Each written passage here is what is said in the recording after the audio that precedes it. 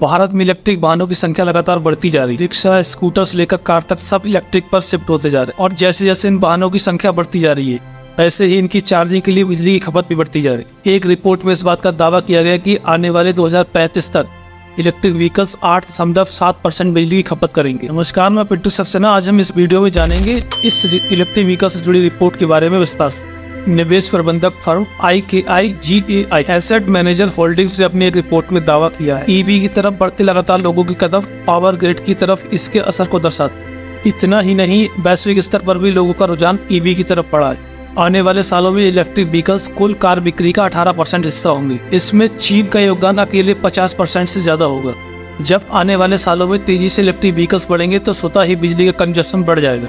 Report बताती है कि वैश्विक बिजली खपत में 2023 में ये आंकड़ा 0.5% रही। 2035 तक इसके बढ़कर 8.1 से 9.8% तक रहने का अनुमान जताया जा रहा है। इस अध्ययन में इस बात पर भी जोर दिया गया है कि जैसे भारत में ईवी का चलन बढ़ रहा है वैसे ही भारत को एक स्ट्रॉन्ग एनर्जी इंफ्रास्ट्रक्चर की जरूरत हो। ऐसे भी आज के समय में 100% बिजली की आपूर्ति एक बहुत बड़ी चुनौती। गाँव देहात में अगर 15 से 16 घंटे हुई बिजली की आपूर्ति हो जाए तो बहुत बड़ी बात। शहरों में भी कभी कभी बिजली बहुत ज्यादा रुलाती है।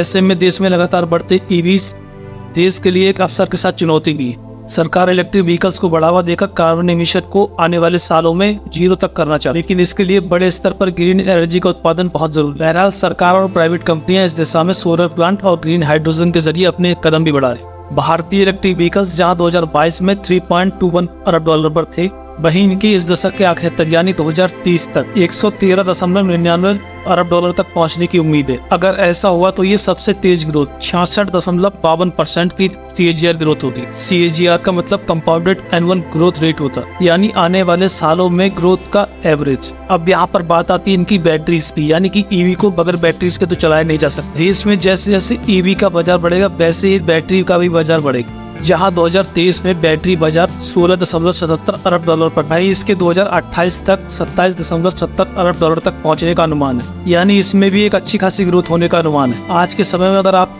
गांव देहात की तरफ जाएंगे तो आपको ई रिक्शा ज्यादा देखने को मिलेगी। वहीं आप अगर शहरों की तरफ जाते हैं तो आपको ई स्कूटर्स, कार्स और बसें भी देखने को मिलेगी। अब तो सरकार ई-ट्रक्स बनाने की ओर भी अपने कदम बढ़ा रही है। हर क्षेत्र में इनका चलन बढ़ेगा तो फिर इनके मेंटेनेंस और रखरखाव की भी जरूरत पड़ेगी। कुशल सर्विस प्रोवाइडर भी चाहिए। ईवी चार्जिंग स्टेशंस की भी जरूरत हो। इसके लिए पेट्रोल पंप से लेकर कई जगहों पर ईवी चार्जिंग स्टेशन भी स्थापित किए जा रहे हैं। 2024 में ही कुछ महीनों पहले नितिन गडकरी ने हाईवेज पर 5000 से अधिक ईवी चार्जिंग स्टेशन स्थापित करने की बात कही, जिससे हाईवेज पर चलने वाले इलेक्ट्रिक व्हीकल्स के लिए कोई बाधा उत्पन्न न हो।